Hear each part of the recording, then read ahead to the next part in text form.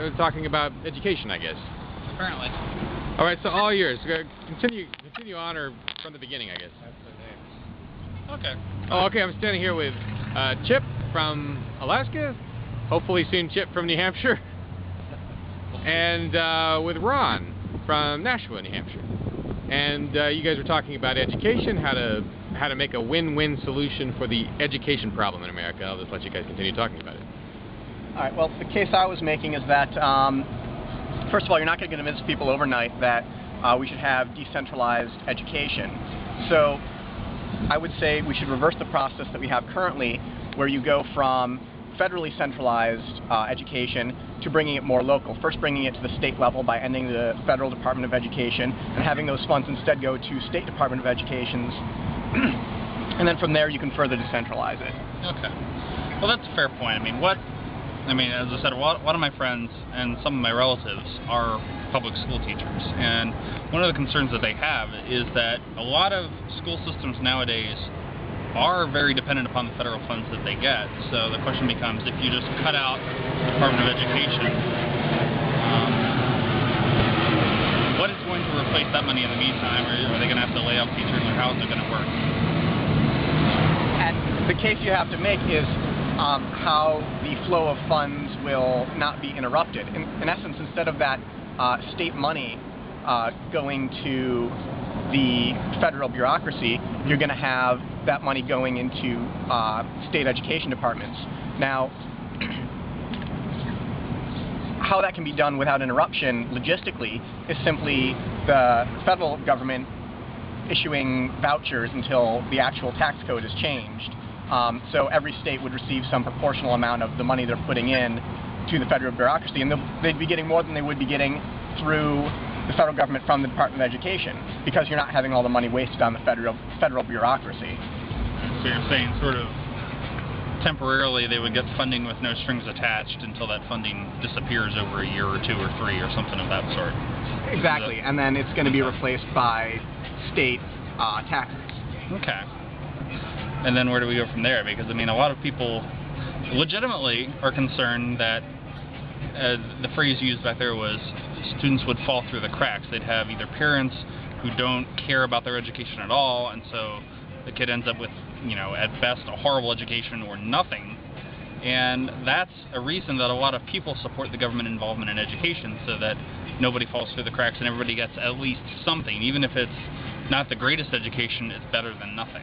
Right, and that's an excellent point, because, it's something I hear regularly, and that's the whole point of a transition to a state bureaucracy from a federal bureaucracy, because ultimately I want no bureaucracy. Right. But we want to make it more local, and when people see it working better on a state level than it was working on a federal level, you'll be able to make a much stronger case for localizing it even further, and ultimately ending any bureaucracy and privatizing it completely. Okay.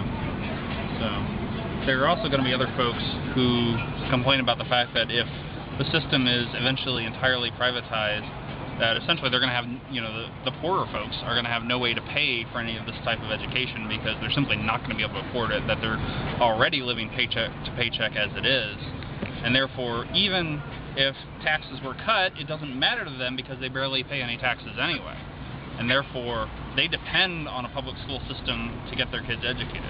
And it's important when you're having these kind of debates not to jump the gun and get to the point where you're having that argument, well, what happens when it's all private? And no, what we're talking about at this point is just end the federal bureaucracy and make it on the state level. That's the case you make now.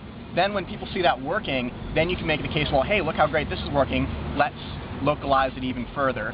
And eventually, as you're making the society as a whole more libertarian, not just in terms of education, but in terms of other things, people will see the value of charity. When people are taxed less, they're more charitable. They have more disposable income, and it's a natural consequence of that. So at some point you're going to be able to make the case that, well, the people who simply can't afford it will see the benefit of charity at that point, because you're going to have many people in this country who say, well, no, we can't have uneducated children. There's millions of people in this country, who would say, oh, it's absolutely unacceptable to have uneducated children, and those are exactly the kind of people who you can say, well, yeah, someone like you and the millions of others of people like you are going to say, well, let's start a charity organization so that no one falls through the cracks. Also, can't the internet provide a better education these days than most schools? Well, in some cases, yes. In other cases, no. I mean, there are a lot of public schools that are actually very good schools. And so people are going to look at those and say, this is what we should do.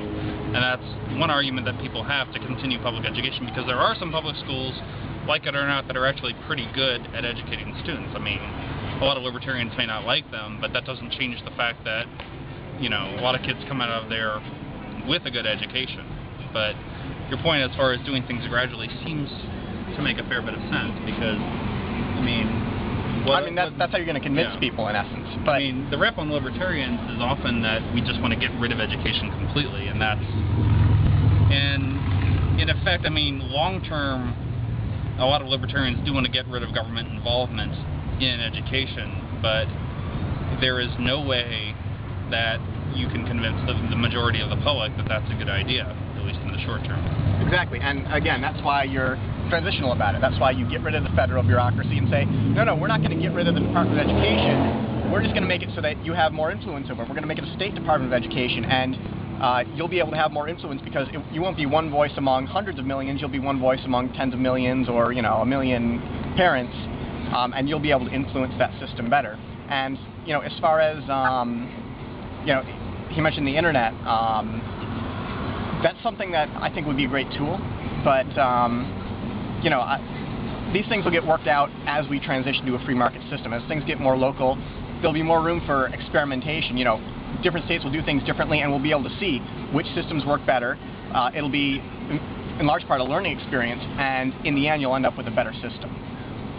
Well, that sounds all like a good idea to me, and hopefully you can convince everybody else of it, because at this point, I know that there are a lot of teachers who are incredibly frustrated with the way things are now, but at the same time, a lot of these teachers who are good teachers would never dream of getting rid of public education. And that's exactly why you don't make the case of getting rid of public education. It's just, instead of federal public education, it's state public education. We'll see how it goes. Indeed. Hopefully it would work. How long do you guys want to talk yet? We could bring up another concern. Do you have any well, I think that's political concern?